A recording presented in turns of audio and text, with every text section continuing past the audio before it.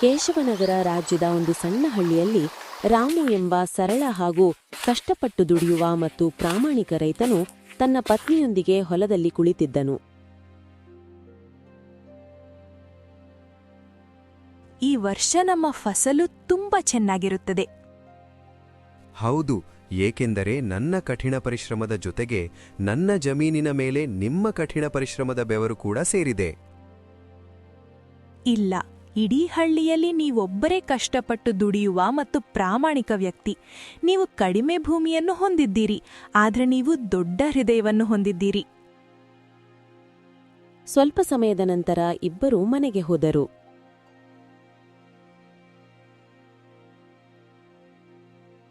ನಿನಗೊಂದು ಮಾತು ಹೇಳಲ್ ಮರ್ತಿದ್ದೆ. ಮನೆಯಲ್ಲಿನ ಮರದ ಕಟ್ಟೆಗೆ ಮುಗೀತು. ಅಯ್ಯೋ, ಚಿಂತೆ ಬೇಡ ಗೌರಿ, ನಾನು ನಾಳೆ ಬೆಳಿಗ್ಗೆ ಮರವನ್ನು ಕತ್ತರಿಸಲು ಕಾಡಿಗೆ ಹೋಗುತ್ತೇನೆ, ಸರಿನಾ? ನಾನದನ್ನು ತಂದುಕೊಡುತ್ತೇನೆ. ಈಗ ಹೋಗೋಣ.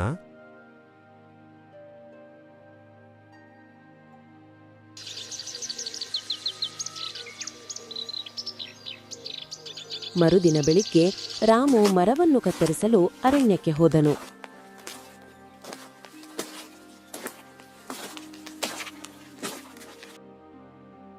ಮರವೊಂದರ ಮೇಲೆ ಕೊಡಲಿಯನ್ನು ಹಿಡಿಯಲು ಹೊರಟಿದ್ದ ರಾಮು ಪೊದೆಗಳಲ್ಲಿ ಗಾಯಗೊಂಡಿದ್ದ ಮಂಗವೊಂದನ್ನು ನೋಡಿದನು.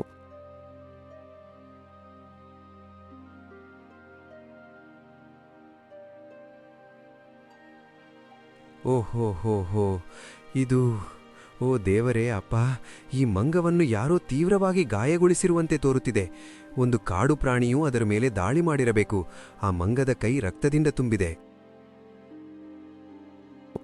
ಎಂದು ಹೇಳಿ ಮಂಗದ ಹತ್ತಿರ ಕುಳಿತಿದ್ದ. ನೀವು ಮಾತನಾಡಲು ಸಾಧ್ಯವಾದರೆ ನಿಮ್ಮ ಸಮಸ್ಯೆ ಎಲ್ಲಿದೆ ಎಂಬುದನ್ನು ನೀವು ಹೇಳಬಹುದು. ಈ ಸಮಯದಲ್ಲಿ ನೀವು ನಿಮ್ಮ ಕೈಗಳ ಮೇಲೆ ರಕ್ತವನ್ನು ನೋಡುತ್ತೀರಿ, ಆದರೆ ನೀವು ನೋವಿನಿಂದ ನರಳುತ್ತಿರುವ ರೀತಿ ಸಮಸ್ಯೆ ಬೇರೆಲ್ಲೋ ಇದೆ. ಅದೇ ಸಮಯದಲ್ಲಿ ಒಬ್ಬ ಸಾಧು ಬಂದರು. ನೀವು ಯಾರು? ಪ್ರಣಾಮ್ ಸಾಧು ಮಹಾರಾಜ್, ನಾನು ಈಗಷ್ಟೇ ಮರವನ್ನು ಕತ್ತರಿಸಲು ಅರಣ್ಯಕ್ಕೆ ಬಂದಿದ್ದೆ. ಈ ಗಾಯಗೊಂಡ ಮಂಗವನ್ನು ನೋಡಿದಾಗ ನನಗೆ ಅವನ ಬಗ್ಗೆ ಅನುಕಂಪವಾಯಿತು. ಕಾಡು ಪ್ರಾಣಿಯೊಂದು ಅದರ ಮೇಲೆ ದಾಳಿ ಮಾಡಿದಂತೆ ತೋರುತ್ತಿದೆ. ಆತನ ಕೈಗಳ ರಕ್ತವನ್ನು ನೋಡಿ, ಆದರೆ ಅದು ನೋವಿನಿಂದ ನರಳುತ್ತಿರುವ ರೀತಿ ಬೇರೆಲ್ಲೋ ಸಮಸ್ಯೆ ಇದೆ ಎಂದು ನಾನು ಭಾವಿಸುತ್ತೇನೆ. ಪ್ರಾಣಿಗಳ ಬಗ್ಗೆ ಮಾನವೀಯತೆ ಹೊಂದಿರುವವರು ನಮ್ಮಲ್ಲಿ ಬಹಳ ಕಡಿಮೆ ಜನರಿದ್ದಾರೆ.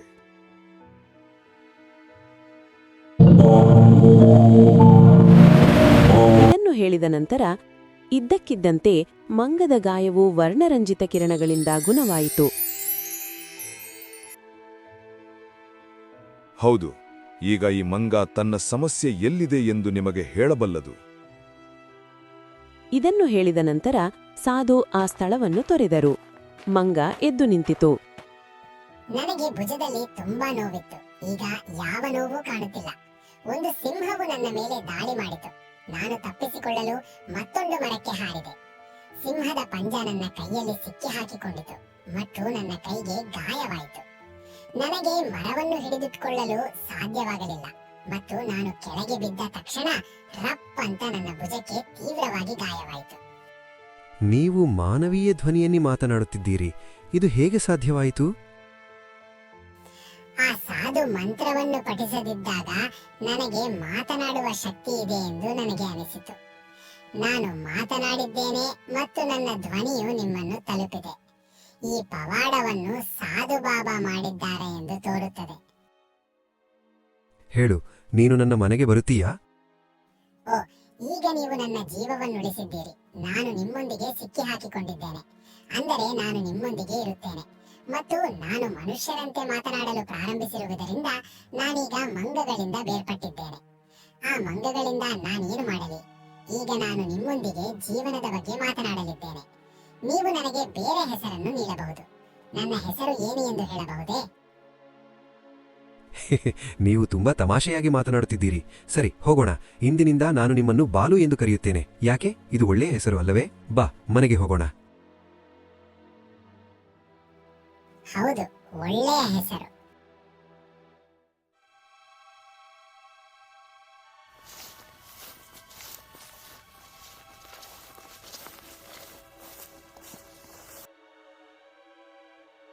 ಕಾಡಿನಿಂದ ನೀವು ಮಂಗವನ್ನು ಏಕೆ ಸೆರೆ ಹಿಡಿದಿದ್ದೀರಿ? ರಾಮು ಇಡೀ ಘಟನೆಯನ್ನು ಗೌರಿಗೆ ವಿವರಿಸಲು ಪ್ರಾರಂಭಿಸಿದನು. ಮಂಗಗಳು ನಿಜವಾಗಿಯೂ ಮಾತನಾಡಬಹುದೇ? ನೀನೇ ಅದರ ಜೊತೆ ಮಾತನಾಡು. ನಿಮ್ಮ ಹೆಸರೇನು?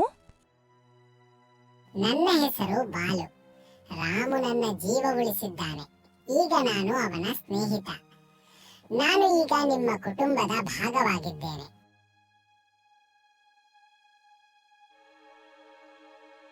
ಕಾಲ ಕಳೆಯತೊಡಗಿತು.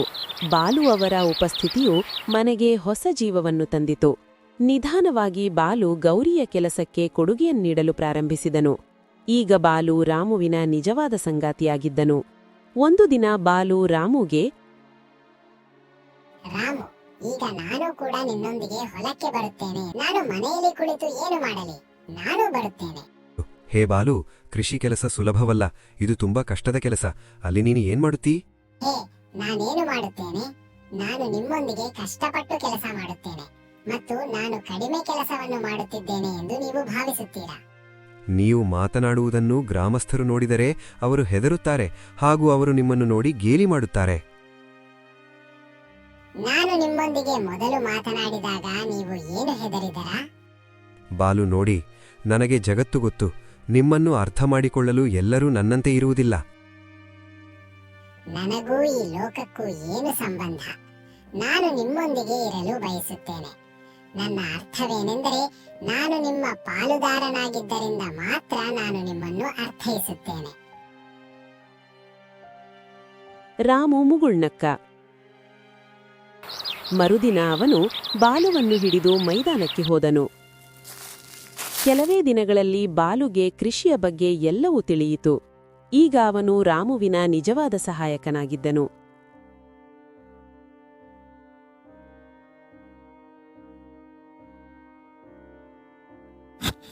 ರಾಮು, ಹೇ, ಇಂದಿನ ಮಣ್ಣು ತುಂಬಾ ಭಾರವಾಗಿ ಕಾಣುತ್ತದೆ.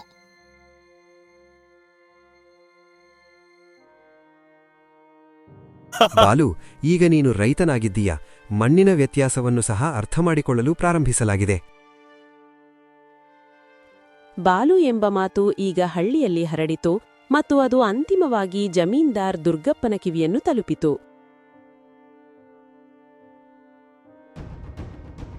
ರಾಮುವಿನ ಮನೆಯಲ್ಲಿ ಮನುಷ್ಯರಂತೆ ಮಾತನಾಡುವ ಮಂಗವಿದೆಯೇ? ಹೌದು ಸರ್, ನಾನೇ ನೋಡಿದ್ದೇನೆ.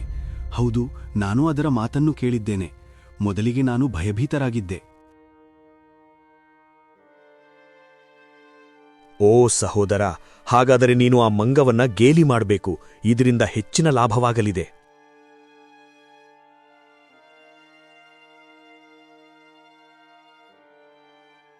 ಜಮೀನ್ದಾರನ ನಗು ಸ್ವಲ್ಪ ಸಮಯದವರೆಗೆ ಇತ್ತು. ನಂತರ ಅದು ಗಂಭೀರ ಸ್ವರೂಪ ಪಡೆಯಿತು. ನಾನು ಬಹಳ ಸಮಯದಿಂದ ಈ ಹಸಿರು ಭೂಮಿಯನ್ನ ನೋಡುತ್ತಿದ್ದೇನೆ. ಉಳಿದವರೆಲ್ಲರೂ ನನ್ನ ಸಾಲಗಾರರಾಗಿದ್ದಾರೆ, ಆದರೆ ಈ ರಾಮ್ ಎಂದಿಗೂ ನನ್ನ ಸಾಲಗಾರನಾಗಿಲ್ಲ. ಅವರ ಭೂಮಿ ಬಹಳ ಫಲವತ್ತಾಗಿದೆ. ಬಂಜರು ಭೂಮಿಯಲ್ಲಿಯೂ ಇಂತಹ ಬೆಳೆಗಳನ್ನು ಬೆಳೆಯಬಹುದು. ಇಲ್ಲಿ ಮಣ್ಣಿನ ಆಟ ಇಲ್ಲ ಶ್ಯಾಮ. ಅವನ ಅದೃಷ್ಟ ಮತ್ತು ತಾರೆಗಳು ಉತ್ತುಂಗದಲ್ಲಿವೆ. ಆದರೆ ಆ ತಾರೆಗಳು ಬೀಳುವ ದಿನ ಆ ಹೊಲ ನನ್ನದಾಗಿರುತ್ತದೆ ಮತ್ತು ರಾಮನು ನನ್ನ ಕಾಲಿಗೆ ಬೀಳುತ್ತಾನೆ. ನೋಡುತ್ತಿರು.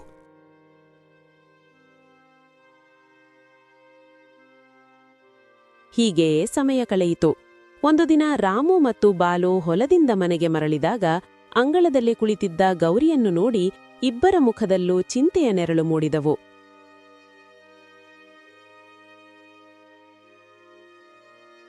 ಅರೆ ಗೌರಿ, ಏನಾಯಿತು?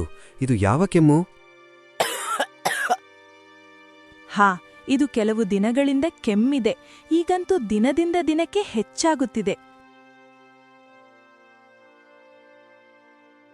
ರಾಮ್, ಇದನ್ನು ನಿರ್ಲಕ್ಷ್ಯ ಮಾಡಬೇಡ. ತಕ್ಷಣವೇ ಒಬ್ಬ ಒಳ್ಳೆಯ ವೈದ್ಯರನ್ನು ಕರೆಯಬೇಕು. ರಾಮನು ತಡಮಾಡದೆ ಹಳ್ಳಿಯ ಒಬ್ಬ ಅನುಭವಿ ವೈದ್ಯರೆಂದು ಕರೆಸಿದನು. ವೈದ್ಯರು ಗೌರಿಯನ್ನು ಗಮನವಿಟ್ಟು ನೋಡಿದರು.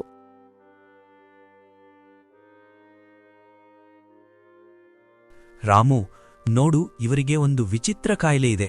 ಸಮಯಕ್ಕೆ ಸರಿಯಾಗಿ ಚಿಕಿತ್ಸೆ ಸಿಗದಿದ್ದರೆ ಇದು ಪ್ರಾಣಕ್ಕೆ ಅಪಾಯ ಆಗಬಹುದು. ಇಲ್ಲ ವೈದ್ಯರೇ, ನೀವು ಚಿಕಿತ್ಸೆ ಪ್ರಾರಂಭಿಸಿ.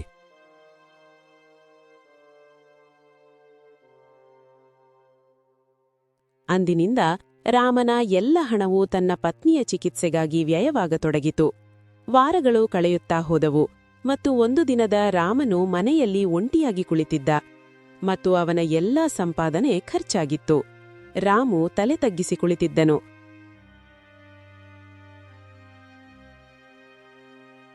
ಹೀಗೆ ಬೇಸರದಿಂದ ಕುಳಿತುಕೊಳ್ಬೇಡಿ. ಇವೆಲ್ಲ ನನ್ನಿಂದಲೇ ಆಗಿದ್ದು. ನಾನು ತಾನಾಗಿಯೇ ಗುಣಮುಖಲಾಗುತ್ತೇನೆ. ಹಾಗೆನ್ನಬೇಡ ಗೌರಿ, ನಿನ್ನನ್ನು ಈ ಸ್ಥಿತಿಯಲ್ಲಿ ನೋಡಲು ನನ್ನಿಂದ ಸಾಧ್ಯವಿಲ್ಲ. ಇದ್ದದ್ದನ್ನೆಲ್ಲ ನನ್ನ ಚಿಕಿತ್ಸೆಗಾಗಿ ಖರ್ಚು ಮಾಡಿಬಿಟ್ಟೆ. ಆದ್ರೆ ಈಗ ಬೀಜ ಕೊಳಲು ಕೂಡ ಹಣ ಉಳಿಯಲಿಲ್ಲ.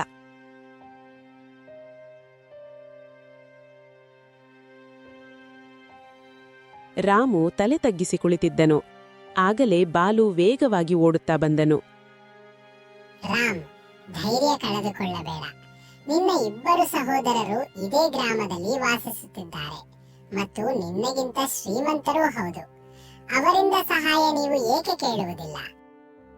ರಾಮುಗೆ ಈ ಮಾತು ಸರಿಯೆಂದು ತೋರಿತು. ಅದೇ ಸಂಜೆ ಅವನು ಬಾಲುವನ್ನು ಜೊತೆಯಲ್ಲಿ ಕರೆದುಕೊಂಡು ತನ್ನ ದೊಡ್ಡ ಅಣ್ಣನ ರಾಜೀವನ ಮನೆಗೆ ಹೋದನು. ಓಹೋಹೋ ರಾಮ್, ಯಾಕೆ ಇವತ್ತು ನಮ್ಮ ಮನೆಗೆ ದಾರಿ ನಿನಗೆ ನೆನಪಾಗಿ ಹೋಯಿತು? ಹೌದು ಅಣ್ಣ, ಗೌರಿಯ ಕಾಯಿಲೆಯ ಬಗ್ಗೆ ಈಗ ಊರಿಗೆಲ್ಲ ಗೊತ್ತಾಗಿದೆ. ನಾನು ಏನು ಸಂಪಾದಿಸಿದ್ದೆಲ್ಲವನ್ನೂ ಚಿಕಿತ್ಸೆಗಾಗಿ ಖರ್ಚು ಮಾಡಿಬಿಟ್ಟೆ. ಈಗ ಸ್ವಲ್ಪ ಹಣದ ಅವಶ್ಯಕತೆ ಇದೆ ಅಣ್ಣ. ಓಹೋ, ನಿನಗೆ ಗೊತ್ತೇ ಇದೆ, ಈ ಬಾರಿ ನನ್ನ ಬೆಳೆ ಹಾಳಾಗಿದೆ. ಈಗ ನಾನೇ ಸಾಲ ಮಾಡಬೇಕಾಗಿದೆ. ನಿನಗೆ ನಾನೆಲ್ಲಿಂದ ಕೊಡ್ಲಿ? ರಾಮು ಏನನ್ನು ಹೇಳಲಿಲ್ಲ. ತಲೆ ತಗ್ಗಿಸಿ ಹೊರಗೆ ಬಂದನು. ಅರೆ, ಅವನು ಸುಳ್ಳು ಹೇಳುತ್ತಿದ್ದ ರಾಮ್. ನಾನವನ ಮುಖವನ್ನು ನೋಡಿದ್ದೇನೆ. ಅವನಿಗೆ ಕೊಡಲೇಬೇಕೆಂಬ ಮನಸ್ಸಿರಲಿಲ್ಲ. ಹೌದು ಬಾಲು, ನನಗೆ ಗೊತ್ತು. ಆದರೆ ನಡೆ, ಇನ್ನೊಬ್ಬ ಸಹೋದರನನ್ನ ಭೇಟಿಯಾಗೋಣ, ನಡೆ. ಈಗ ಇಬ್ಬರೂ ಗಣೇಶನ ಮನೆಗೆ ತಲುಪಿದರು. ಗಣೇಶ ಬಾಗಿಲು ತೆರೆದಾಗ ರಾಮನನ್ನು ನೋಡಿ ಆಶ್ಚರ್ಯಚಕಿತನಾದ. ಓ ರಾಮ್, ಇಂದು ಸಹೋದರನ ನೆನಪು ಹೇಗ್ ಬಂತು? ಅಣ್ಣ, ನನ್ನ ಪತ್ನಿ ಗೌರಿ ತುಂಬಾ ಅಸ್ವಸ್ಥಳಾಗಿದ್ದಾಳೆ. ಚಿಕಿತ್ಸೆಗಾಗಿ ಸ್ವಲ್ಪ ಹಣ ಬೇಕಾಗಿದೆ. ಏನು? ಅರೆ, ಹಂಚಿಕೆ ಆದಾಗ ನಿನಗೆ ಹೇಗೂ ಜಾಸ್ತಿ ಜಮೀನ್ ಸಿಕ್ಕಿತ್ತು. ಅದನ್ ಮಾರಬಾರ್ದಾಗಿತ್ತೆ. ನನ್ ಬಳಿ ದುಡ್ಡಿನ ಮರ ಇದೆಯಾ ಏನೋ? ಸುಮ್ನೆ ಕೇಳಲು ಬಂದಿದ್ಯಾ? ನೀನು ಸುಳ್ಳು ಹೇಳಬೇಡ ಅಣ್ಣ. ಸತ್ಯ ಏನೆಂದರೆ, ನೀನು ಮತ್ತು ರಾಜೀವಣ್ಣ ನನ್ನ ಪಾಲಿನ ಜಮೀನನ್ನು ಆಕ್ರಮಿಸಿಕೊಂಡಿದ್ದೀರಿ. ನನಗೆ 6 ಬಿಘಾ ಜಮೀನು ಸೇರಬೇಕಿತ್ತು. ಕೇವಲ 2 ಬಿಘಾ ಮಾತ್ರ ಸಿಕ್ಕಿದೆ. ಅರೆ, ಇಲ್ಲಿಂದ ಹೊರಡು. ನಿನಗೆ ಸಾಲ ಬೇಕಾದ್ರೆ ಜಮೀನ್ದಾರನ್ ಬಳಿ ಹೋಗು. ಸುಮ್ನೆ ಬಂದ್ಬಿಡ್ತೀಯಾ?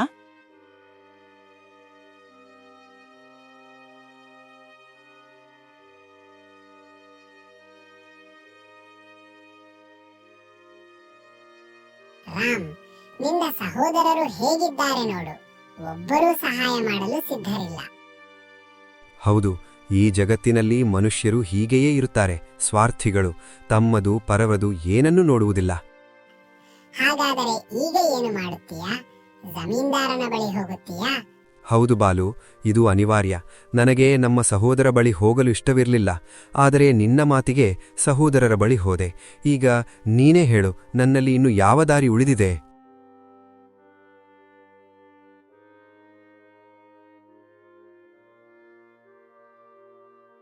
ಮರುದಿನ ರಾಮನು ಮತ್ತು ಬಾಲು ಜಮೀನ್ದಾರನ ಮನೆಯನ್ನು ತಲುಪಿದರು. ಅವನಿಗೆ ನಿರೀಕ್ಷೆ ಕಡಿಮೆ ಇತ್ತು.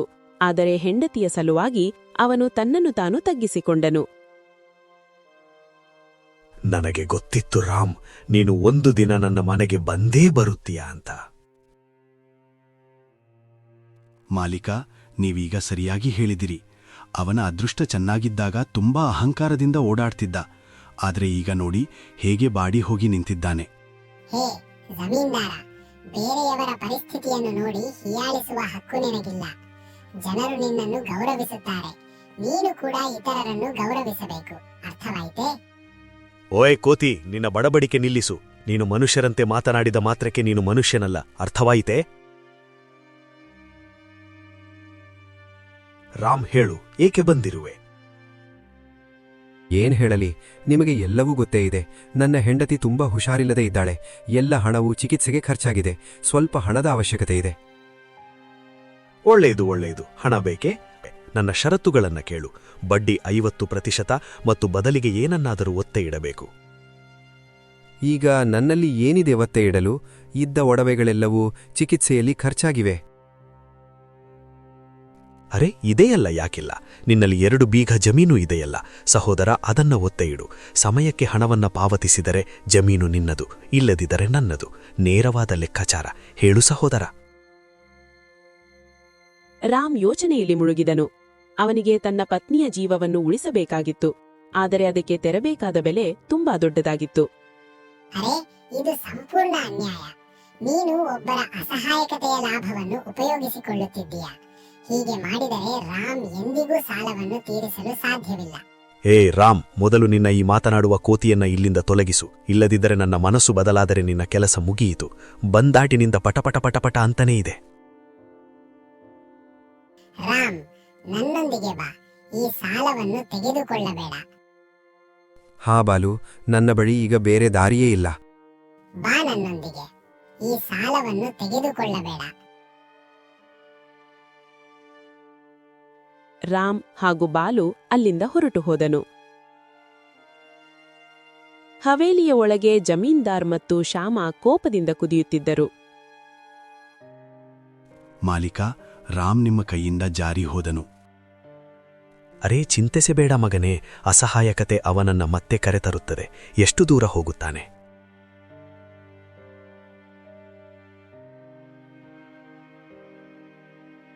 ರಾಮ್ ಹಾಗೂ ಬಾಲು ಮನೆಗೆ ತಲುಪಿದರು ಮತ್ತು ಬಾಲು ತಕ್ಷಣವೇ ಅಲ್ಲಿಂದ ಹೊರಟು ಹೋದನು. ಸಂಜೆಯ ತನಕ ಬಾಲು ಮರಳಿ ಬರಲಿಲ್ಲ. ರಾಮು ಮತ್ತು ಗೌರಿಗೆ ಚಿಂತೆ ಹೆಚ್ಚಾಗತೊಡಗಿತು. ಬಾಲು ಇನ್ನೂ ಏಕೆ ಬರ್ಲಿಲ್ಲ? ಜಮೀನ್ದಾರನು ಅವನ್ಗೆ ಏನಾದ್ರೂ ಮಾಡಿಬಿಟ್ಟನೆ? ಅಯ್ಯೋ, ಗೊತ್ತಿಲ್ಲ. ಎಲ್ಲಿಗೆ ಹೋದನು?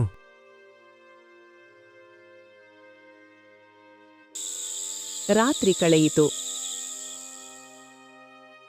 ಬೆಳಿಗ್ಗೆ ಸೂರ್ಯನ ಕಿರಣಗಳೊಂದಿಗೆ ಬಾಲು ಅಲ್ಲಿಗೆ ತಲುಪಿದನು.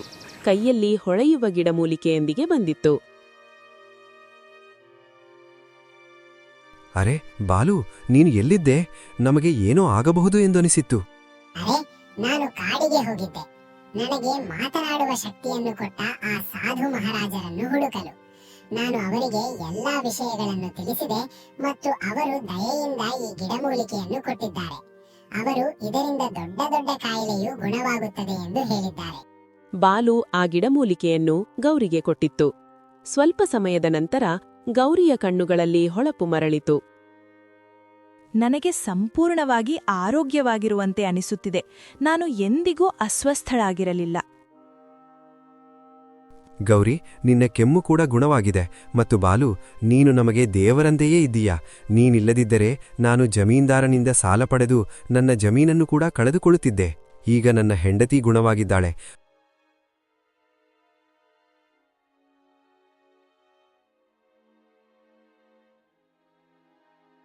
ಆದರೆ ಹೊಲದಲ್ಲಿ ಬೀಜ ಹಾಕಲು ನನ್ನಲ್ಲಿ ಹಣವಿಲ್ಲ.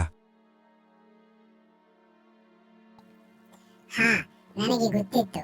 ಗೌರಿ ಗುಣವಾದ ಮೇಲೆ ನಿನಗೆ ಬೀಜದ ಅವಶ್ಯಕತೆ ಬೀಳುತ್ತದೆ ಎಂದು. ಅದಕ್ಕಾಗಿಯೇ ನಾನು ಸಾಧು ಮಹಾರಾಜರಿಂದ ಬೀಜಗಳನ್ನು ತಂದಿದ್ದೇನೆ. ಇದು ನೋಡು. ಏನು ಬೀಜವೇ?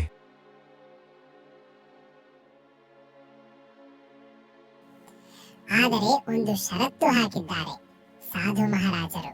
ನಿನ್ನ ಸಮಯ ಚೆನ್ನಾದಾಗ ಜಮೀನ್ದಾರನ ಸಾಲದಲ್ಲಿ ಮುಳುಗಿರುವ ಜನರ ಸಹಾಯ ಮಾಡು.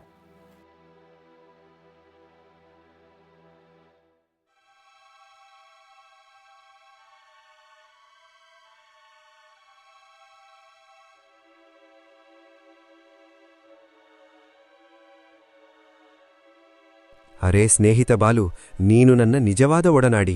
ನಾವಿಬ್ಬರೂ ಒಟ್ಟಾಡಿ ಹೊಲದಲ್ಲಿ ಚೆನ್ನಾಗಿ ಬೆಳೆ ಬೆಳೆಯೋಣ. ಬಾ ನನ್ನ ಸಹೋದರ.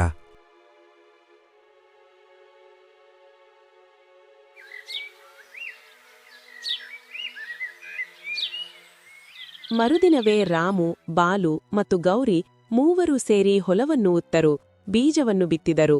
ಮತ್ತು ಆಕಾಶದತ್ತ ನೋಡಿ ಶ್ರಮಿಸುವುದಾಗಿ ಪ್ರತಿಜ್ಞೆ ಮಾಡಿದರು. ಕೆಲವೇ ದಿನಗಳಲ್ಲಿ ರಾಮುವಿನ ಹೊಲದಲ್ಲಿ ಹಿಂದೆಂದೂ ಯಾರೂ ನೋಡದಷ್ಟಹ ಬೆಳೆ ಬೆಳೆಯಿತು. ಇದರಿಂದ ಗ್ರಾಮಸ್ಥರು ದಿಗ್ಭ್ರಮಿತರಾದರು.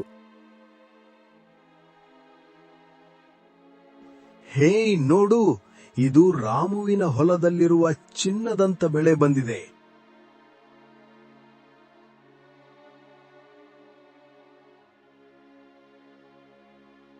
ಹೌದು, ನಮ್ಮ ಬೆಳೆ ಇನ್ನೂ ಮಾಗಿಲ್ಲ, ಆದ್ರೆ ಇಲ್ಲಿ ಸುಗ್ಗಿಯೂ ಸಿದ್ಧವಾಗಿದೆ.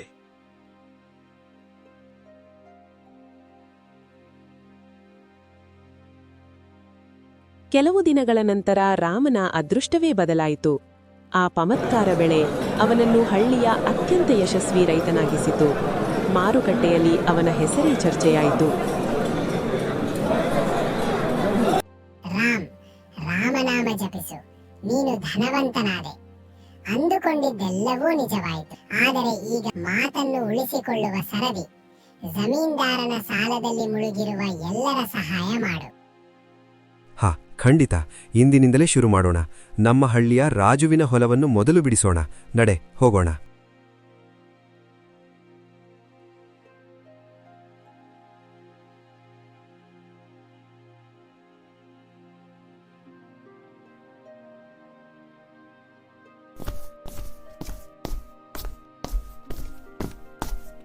ರಾಮ್ ಮತ್ತು ಬಾಲು ತಮ್ಮ ಲಾಭವನ್ನು ಸಂಗ್ರಹಿಸಲು ಮತ್ತು ಒಬ್ಬರೊಬ್ಬರಾಗಿ ಗ್ರಾಮಸ್ಥರ ಸಾಲವನ್ನು ತೀರಿಸತೊಡಗಿದರು.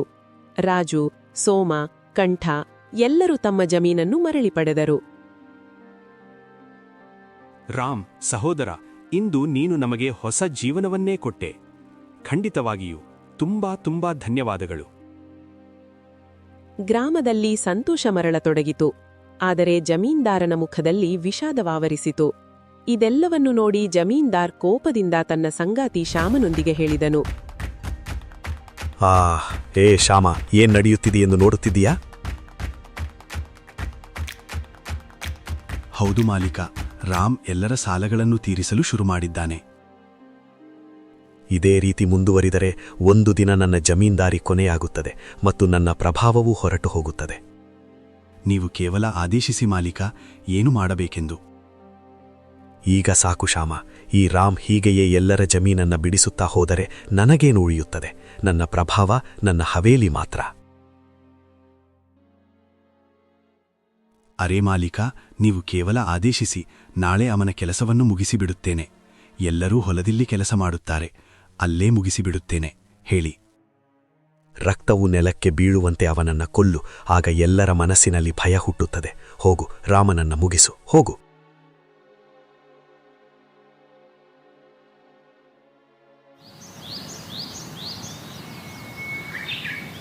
ಬೆಳಗಿನ ಸೂರ್ಯನು ಉದಯಿಸಿದನು.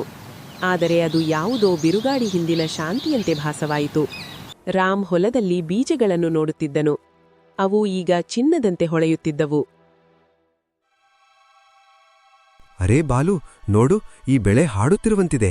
ಪ್ರಾರ್ಥನೆಗೆ ಕೈಗಳ ಸ್ಪರ್ಶದಲ್ಲಿ ಮಾಂತ್ರಿಕತೆ ಇದೆ. ವಾಹ್, ಹಾ, ನೀನು ಹೇಳುತ್ತಿರುವುದು ಸರಿ ಸ್ನೇಹಿತ. ಈ ಬಾರಿಯ ಬೆಳೆ ಚಿನ್ನದ ಬೆಳೆಯಂತೆ ಕಾಣುತ್ತಿದೆ. ಇಷ್ಟೆಂದು ಹೇಳಿ ಅಚಾನಕ್ಕಾಗಿ ಬಾಲು ಒಂದು ಕಡೆಗೆ ಸರಿದನು. ನಿಜವೇನೆಂದರೆ ಬಾಲುವಿಗೆ ಯಾರೋ ಬರುತ್ತಿರುವ ಶಬ್ದದ ಅರಿವಾಗಿತ್ತು. ಆಗಲೇ ಅಲ್ಲಿಗೆ ಜಮೀನ್ದಾರ್ ಮತ್ತು ಶ್ಯಾಮ ಬಂದರು. ಶ್ಯಾಮನ ಕೈಯಲ್ಲಿ ಉದ್ದನೆ ಬರ್ಚಿ ಇತ್ತು. ರಾಮ್ ಬಾಗಿದ್ದನು.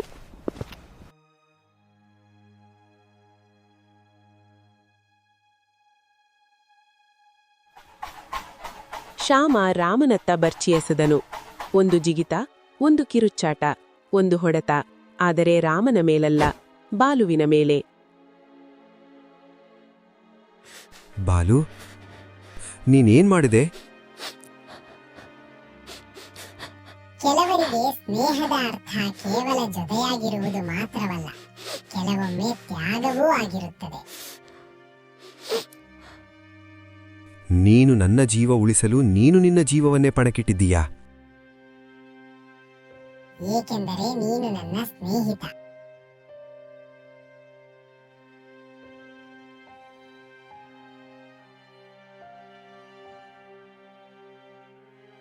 ಜಮೀನ್ದಾರ್ ಮತ್ತು ಶ್ಯಾಮ ಅವಿಶ್ವಾಸದಿಂದ ಗಾಯಗೊಂಡಿದ್ದ ಬಾಲುವನ್ನು ನೋಡತೊಡಗಿದರು. ಶ್ಯಾಮ ಜಮೀನ್ದಾರನತ್ತ ನೋಡಿ ಹೇಳಿದನು, ಅರೇ ಜಮೀನ್ದಾರ್, ಈ ಮೂರ್ಖ ಕೋತಿಯು ರಾಮನ ಮೇಲೆ ಬೀಳಬೇಕಿದ್ದ ಪೆಟ್ಟನ್ನು ತನ್ನ ಮೇಲೆ ತೆಗೆದುಕೊಂಡಿತು. ಹೇಳಿದ್ದು ಸರಿ, ಆದರೆ ನಾನು ರಾಮನನ್ನ ಜೀವಂತವಾಗಿ ಬಿಡುವುದಿಲ್ಲ. ಇಷ್ಟೆಂದು ಹೇಳಿ ಜಮೀನ್ದಾರ್ ರಾಮುವಿನತ್ತ ನೋಡಿ ಕೋಪದಿಂದ ಹೇಳಿದನು, ಅರೆ, ನೀನು ಮೂರ್ಖ ಕೋತಿಯಾಗಿಯೇ ಉಳಿದುಕೊಂಡೆ. ಅರೆ, ನೀನು ಮನುಷ್ಯರಂತೆ ಮಾತನಾಡಬಹುದಿತ್ತು ಮತ್ತು ಮನುಷ್ಯರಂತೆ ಇರಲು ಕಲಿತಿದ್ದೆ, ಆದರೆ ಮನುಷ್ಯರಂತೆ ಚುರುಕಾಗಿರಲು ಕಲಿಯಲಿಲ್ಲ. ನಿನಗೆ ನಿನ್ನ ಮೇಲೆ ಏಕೆ ಏಟು ತೆಗೆದುಕೊಳ್ಳಬೇಕಾಗಿತ್ತು? ಬಲಿದಾನದ ಅವಶ್ಯಕತೆ ಏನಿತ್ತು? ಮೂರ್ಖ ಕೋತಿ, ಎಲ್ಲದರ ಮೇಲೂ ನೀರು ಸುರಿದು ಬಿಟ್ಟೆ. ಆದರೆ ನಿನಗೆ ಏನು ಅನಿಸುತ್ತದೆ? ನಾನು ರಾಮನನ್ನ ಜೀವಂತ ಬಿಡುತ್ತೇನೆ? ಇಲ್ಲ, ರಾಮನನ್ನ ಖಂಡಿತವಾಗಿಯೂ ಜೀವಂತ ಬಿಡುವುದಿಲ್ಲ. ಏಕೆಂದರೆ ಅವನಿಂದಲೇ ನನ್ನ ಹಳ್ಳಿಯ ಪ್ರಭಾವವು ಕೊನೆಗೊಂಡಿತು. ನಿನ್ನ ಈ ಬಲಿದಾನವು ವ್ಯರ್ಥವಾಗುತ್ತದೆ, ಮೂರ್ಖ ಕೋತಿ.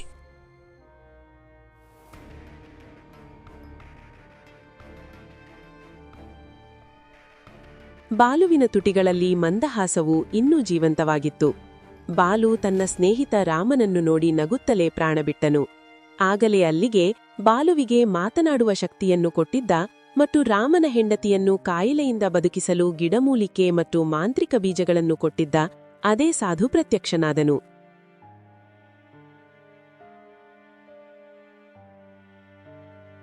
ಸಾಧುವು ಕೋಪದಿಂದ ಜಮೀನ್ದಾರ್ ಮತ್ತು ಶ್ಯಾಮನತ್ತ ನೋಡಿ ಹೇಳಿದನು, ಯಾರು ನಿರ್ದೋಷಿಯ ಜೀವವನ್ನು ತೆಗೆದರೋ ಅವರ ತಂದೆ ಈಗ ಅವರಿಂದ ಸೇಡು ತೀರಿಸಿಕೊಳ್ಳುತ್ತಾರೆ. ಜಮೀನ್ದಾರ್ ಮತ್ತು ಶ್ಯಾಮ, ನೀವಿಬ್ಬರು ದೊಡ್ಡ ಪಾಪ ಮಾಡಿದ್ದೀರಿ. ಈ ಜಗತ್ತಿನಲ್ಲಿ ನಿಮಗೆ ಸ್ವತಂತ್ರವಾಗಿ ಬದುಕುವ ಹಕ್ಕಿಲ್ಲ. ನೀವಿಬ್ಬರು ಸಮಾಜಕ್ಕೆ ಅಪಾಯ. ಇಷ್ಟೆಂದು ಹೇಳಿ ಸಾಧುವಿನ ಕೋಪಗೊಂಡ ಕಣ್ಣುಗಳಿಂದ ವರ್ಣರಂಜಿತ ಕಿರಣಗಳು ಹೊರಹೊಮ್ಮಿ ಶ್ಯಾಮ ಮತ್ತು ಜಮೀನ್ದಾರರ ದೇಹದ ಮೇಲೆ ಬಿದ್ದು ತಕ್ಷಣವೇ ಅವರ ದೇಹಕ್ಕೆ ಬೆಂಕಿ ಹೊತ್ತಿಕೊಂಡಿತು. ಸ್ವಲ್ಪ ಸಮಯದಲ್ಲೇ ಅವರು ಇಬ್ಬರೂ ಸುಟ್ಟು ಬೂದಿಯಾದರು. ಗ್ರಾಮಸ್ಥರು ಗಾಬರಿಯಾದರು. ಸಾಧುವು ರಾಮನತ್ತ ನೋಡಿ ಹೇಳಿದನು, ಹಾ, ನಿನ್ನ ಮತ್ತು ಬಾಲುವಿನ ಒಡನಾಟ ಇಲ್ಲಿಯವರೆಗಿತ್ತು ರಾಮ್. ಸಾಧು ಮಹಾರಾಜರೇ, ಜಮೀನ್ದಾರನ ಸಹಾಯಕ ಶ್ಯಾಮನು ನನ್ನ ಮೇಲೆ ಆಕ್ರಮಿಸಿದಾಗ ಬಾಲು ಅದನ್ನು ತನ್ನ ಮೈಮೇಲೆ ತೆಗೆದುಕೊಂಡನು. ಹಾ, ಏಕೆಂದ್ರೆ ಅವನು ನಿನ್ನ ನಿಜವಾದ ಸ್ನೇಹಿತನಾಗಿದ್ದನು. ಹೋಗುವಾಗ ಬಾಲು ತನ್ನ ಸ್ನೇಹದ ಋಣವನ್ನು ತೀರಿಸಿದನು. ನಿನ್ನ ಸಂಗಾತಿಯನ್ನು ಎಂದಿಗೂ ಮರೆಯಬೇಡ ರಾಮ್. ಇಷ್ಟೆಂದು ಹೇಳಿ ಸಾಧುವು ವರ್ಣರಂಜಿತ ಕಿರಣಗಳಲ್ಲಿ ಅಲ್ಲಿಂದ ಮಾಯವಾದರು. ಗ್ರಾಮಸ್ಥರು ತೇವಭರಿತ ಕಣ್ಣುಗಳಿಂದ ಬಾಲುವಿನ ಬಲಿದಾನವನ್ನು ಪಶ್ಚಾತ್ತಾಪಪಟ್ಟರು. ಅರೆ, ಇದು ಸಾಮಾನ್ಯ ಕೋತಿಯಾಗಿರ್ಲಿಲ್ಲ ಸಹೋದರ. ದೇವರೇ ದೇವತಾ, ರಾಮನ ನಿಜವಾದ ಸ್ನೇಹಿತ.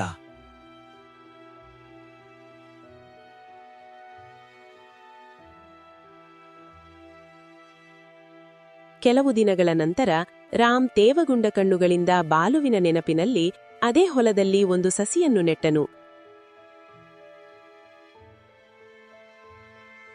ಬಾಲು, ನೀನಿಲ್ಲದೆ ಎಲ್ಲವೂ ಅಪೂರ್ಣವೆನಿಸುತ್ತದೆ. ಆದರೆ ನೀನು ಅಳಿಸೋಗಿಲ್ಲ.